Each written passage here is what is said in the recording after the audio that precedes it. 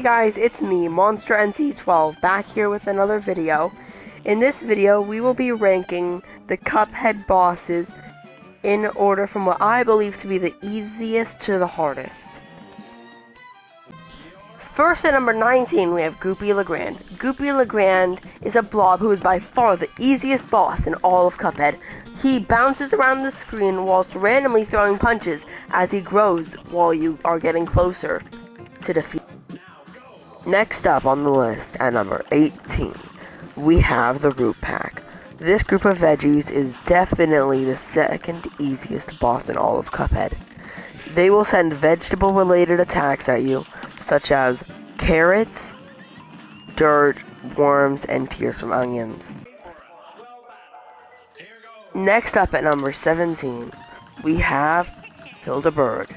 This blimp is by far the third easiest boss in all of Cuphead. She will release air-related attacks, such as tornadoes, UFOs, and blimps that will shoot pellets.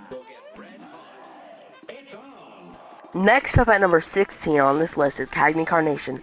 This flower is the Zerva of this position on the list.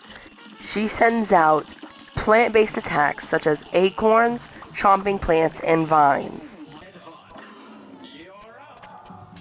Alright guys, coming in at number 15 on this list is Jimmy the Great. Jimmy the Great is very well deserving of this place on the list due to his vast number of possible attacks, such as antique swords, jewelry, cat sarcophagi, and even his own skull. Okay guys, up next at number 14 is Ribby and Croaks. Ribby and Croaks are two hard frog bosses for the new players to learn. They can send various attacks, ranging from planets all the way to coins for slot machines. Okay guys, up next at number 13 is Baroness Von Bonbon. This queen of the Sugarland has many different sweet minions that can spawn. They are randomized each game and can spawn in different phases each time. You can never think that they'll all spawn in the same phase each game, due to how random it is. Also, her minions have very hard to learn patterns, making her, in my opinion, deserving of the number 13 spot on this tier list. Her minions are sugary sweets that can be anything from jawbreakers to candy corn. Okay guys, up next at number 12 on this tier list is Sally Stageplay. This queen of the stage can have many different attacks at once, but they are predictable, making number 12 on this tier list a reasonable position. Her attacks can be many different things, depending on what stage she's in. If she's in the baby stage, it can be milk, bottles, or toy cars. If she is in the ending, then she can have roses and an umbrella. Okay guys, up next at number 11 is Captain Brinybeard. Captain Brinybeard is a really easy boss for the first two phases, but once you get to the third phase is when it gets a lot harder. Due to all the obstacles you're going to have to dodge, it will not be an easy fight for those two phases. But if you know the strategy, you might be able to survive. Also, he sends out many different sea attacks that can range anywhere from sharks to squids. Okay guys, up next at number 10 is Warner Werman. This intelligent rat has many weapons that have almost no pattern to them whatsoever, making number 10 a reasonable position. Many of his attacks require some intelligence to use and create, such as bombs or even a flamethrower. Okay guys, the bosses from now and on are going to be bosses that are really hard for the newer players to beat.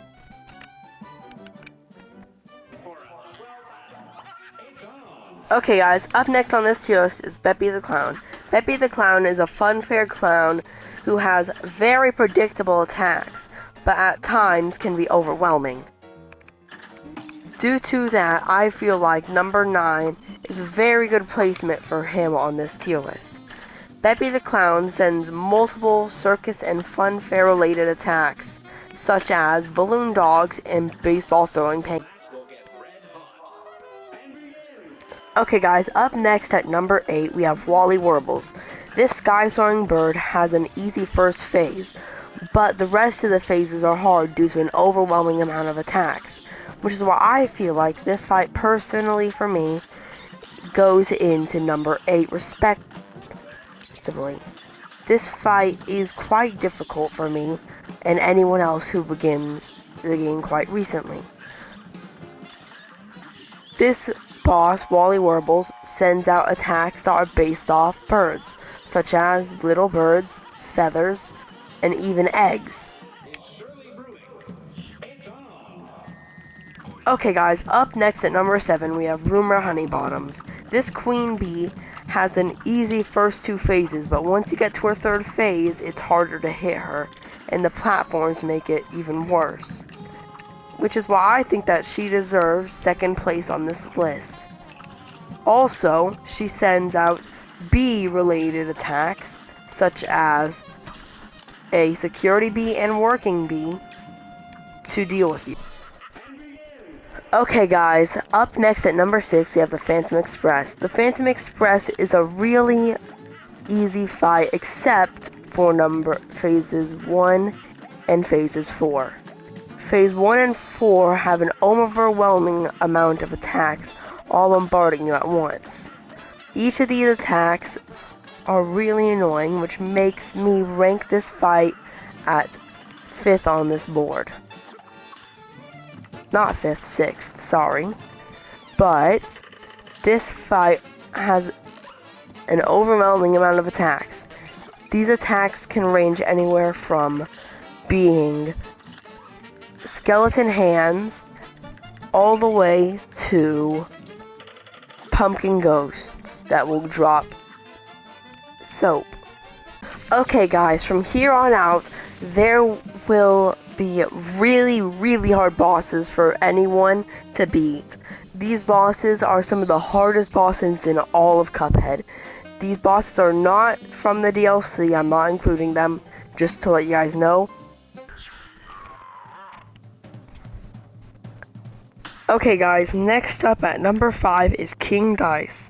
This king of the casino is really hard unless you have a strategy, but one mistake could end it, so he deserves number 5 on this list.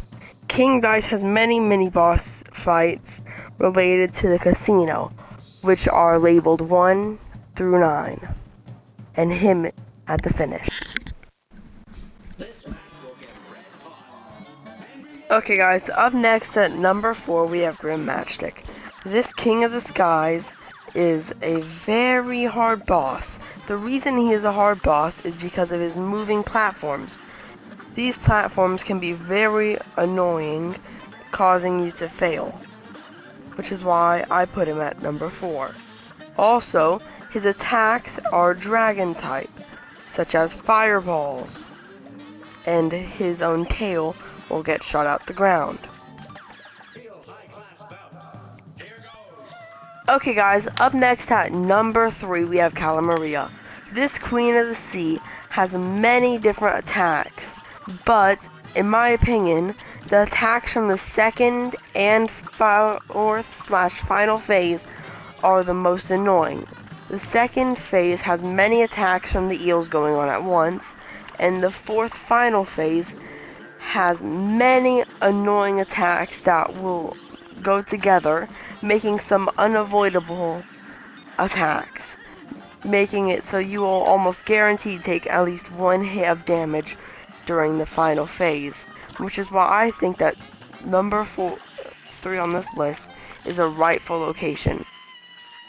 This Queen of the Sea also sends out many fish-related attacks, such as eels and pufferfish, as you can see.